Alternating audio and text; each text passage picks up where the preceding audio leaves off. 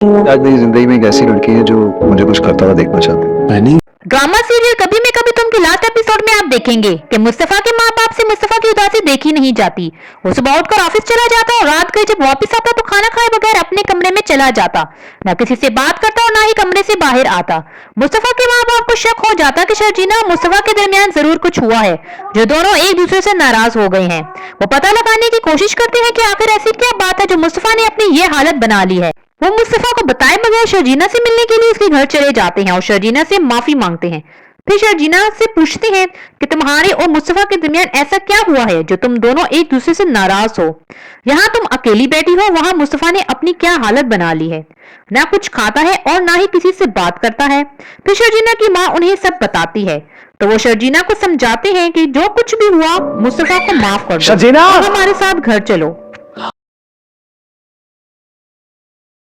लेकिन शर्जीना उनकी कोई बात नहीं मानती और कहती है कि अब मुस्तफा वो मुस्तफा नहीं रहा जिससे मैंने प्यार किया था।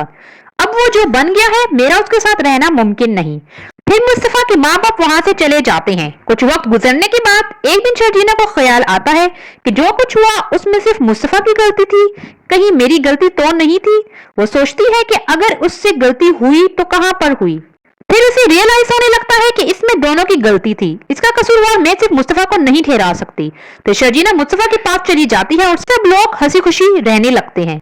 दूसरी तरफ मुस्तफा की मां मुस्तफा को कहती है कि जो कुछ अदील ने किया सही नहीं था, लेकिन वो तुम्हारा भाई है, हो सके तो उसे माफ कर दो और उसे जेल से बाहर निकाल दो।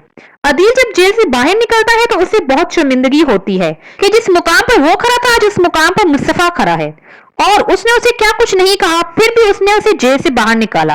वो बहुत शर्मिंदा होता है और सबसे माफी मांगता है। ये सब लोग हंसी खुशी रहने लगते हैं। आपको इस ड्रामे की लास्ट एपिसोड कैसी लगी हमें कमेंट में लिखकर जरूर बताइएगा और हमारे चैनल को सब्सक्राइब करना मत भूलिएगा। Thanks for watching. अल्लाह किसी की भी मेहनत जाया नहीं होने देता, तुम्हें कोई ना कोई चांस जरूर मिलेगा।